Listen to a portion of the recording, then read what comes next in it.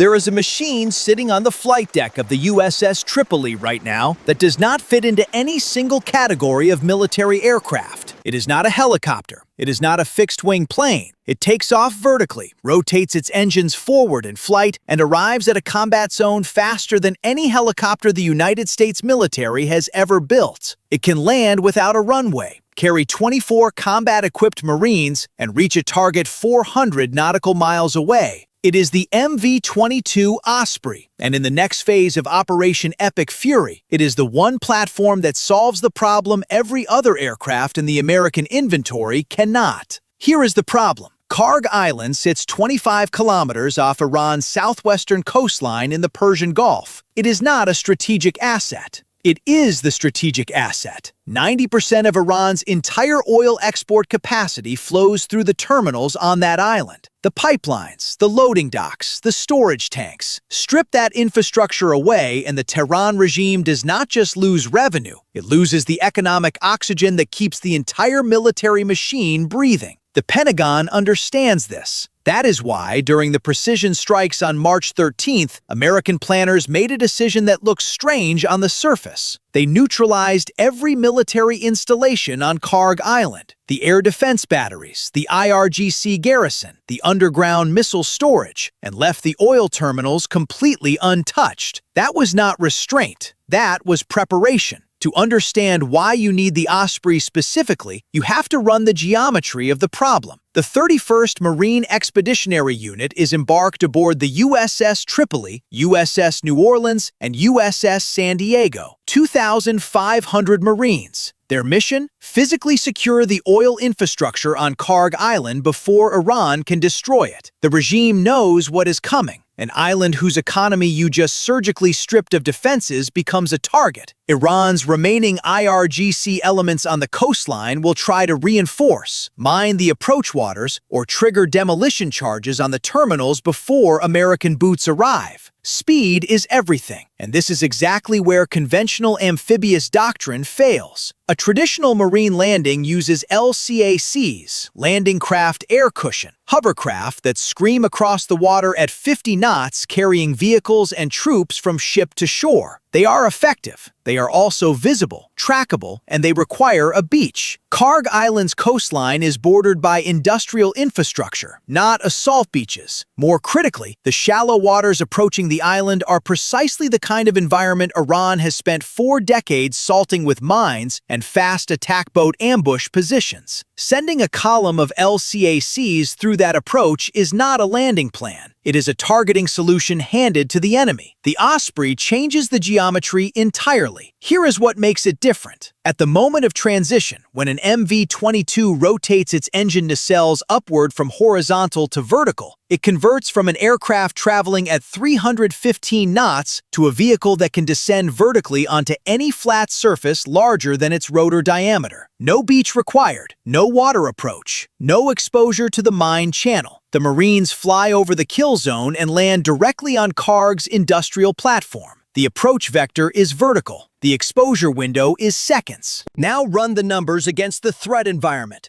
Iran's surviving coastal defense elements, fast attack boats, shoulder-fired missiles, remaining drone launchers in the mountain positions along the southern coastline are optimized to track and engage surface threats, low, slow targets moving across water. The Osprey's cruise altitude sits above most of that threat envelope. Its approach is from the air, not the sea. The weapon systems designed to kill LCACs and destroyers are not the right tools to kill an aircraft arriving at 315 knots from altitude. But the Osprey's value does not stop at the landing. This is where the engineering becomes decisive. A standard CH-46 Sea Knight, the helicopter the Osprey replaced, has a combat radius of roughly 130 nautical miles. The MV-22 Osprey has a combat radius of 400 nautical miles without refueling. That doubling of reach is not a marginal improvement. It is a categorical shift in how Marine commanders can position their amphibious ships. The USS Tripoli does not need to close to within helicopter range of the Iranian coastline. It can hold at distance, beyond the effective range of Iran's remaining shore-based anti-ship missiles, and still deliver Marines onto Kharg Island in a single flight. The ship stays outside the cage. The Marines go in. The internal payload capacity reinforces this. The MV-22 carries 20,000 pounds of internal cargo or 15,000 pounds on an external sling. That means the initial assault wave does not just carry rifles, it carries the equipment to hold what it takes: communications gear, demolition prevention equipment, enough logistics for the first critical hours before resupply arrives. A helicopter assault typically requires multiple waves to achieve the same effect. The Osprey compresses that timeline. Compression of the timeline is what prevents Iran from triggering the demolition charges on the terminals before the Marines arrive. There is also the mine countermeasure dimension. While LCS platforms are running unmanned sonar systems through the mined channel approaches to Kharg, the Osprey's assault route bypasses that problem entirely. The minefield is a surface and subsurface threat. It has no effect on an aircraft. The months of effort required to sweep the approach waters, work that USS Canberra, USS Tulsa, and USS Santa Barbara are executing right now. Those timelines are strategic considerations for the broader logistics chain. For the initial seizure of Kharg, the Osprey decouples the assault timeline from the mine-clearing timeline.